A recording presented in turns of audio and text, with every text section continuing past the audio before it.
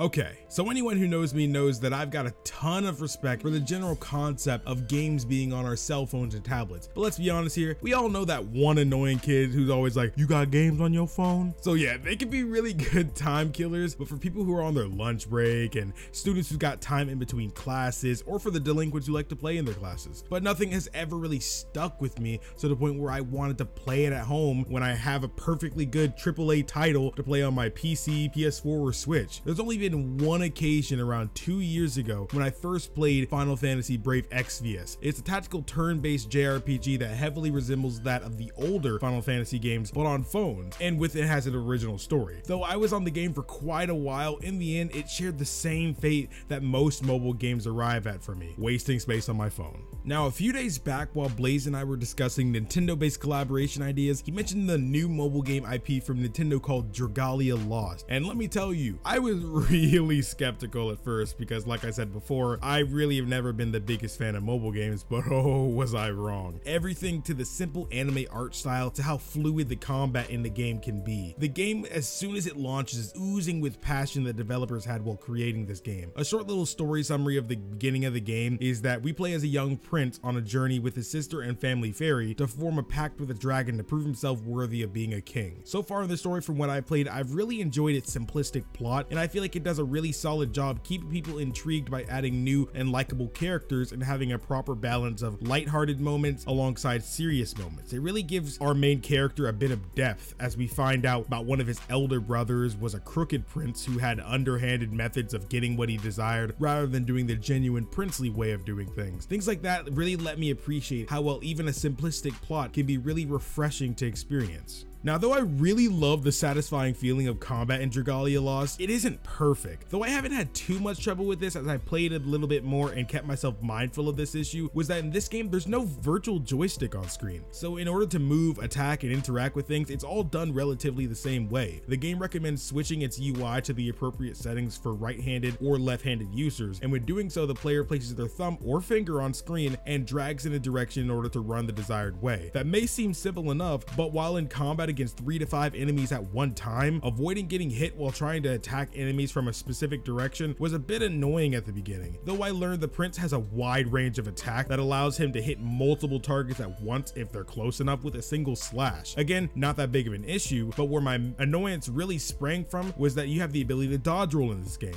So again, fighting multiple targets while trying to avoid getting hits with the dodge roll, with my plus size fingers on screen covering a decent chunk of my Galaxy S8, and sometimes I end up hitting no one and facing the opposite directions, fighting with the air for looking at me funny. Being able to look past that though, there's a lot more to combat in this game than I originally explained. The game is laid out into missions, and each mission is laid out like a dungeon. Any fans of Persona could have an idea of what I mean. And before setting out into them, you can choose what unit you want to bring with you. Units are a team of select warriors you get from summons, and you can summon new warriors to fight by your side as often as you'd like by using the in-game currency you get from anything to beating enemies or beating the crap out of trees. You're also able to go more in depth with your fighters by equipping them with stronger weapons and leveling them up. It goes a lot deeper than that, but take my word for it, it's better if I don't get too deep here. And while inside a mission's dungeon, in combat you also have the capability of switching between party members. That way you can get a fresh experience each time you fight. Now, one of my favorite things about this game is how unlike it is comparing it to games like Dokkan Battle. This game encourages you to play more to earn currency in game than to constantly remind you that you can buy currency as well. Of course, it's there for those who wish to go that route, but with the large amounts of loot there is in this game, I haven't felt the slightest need or urge to even buy currency, as the game drops loads of cash just by beating bad guys and again making enemies with the local flora and fauna. There's also a multiplayer feature the game offers as well to squad up with a friend, though I personally haven't had the chance to check it out yet, but based off its description, it's gotten me really excited to try it out as well.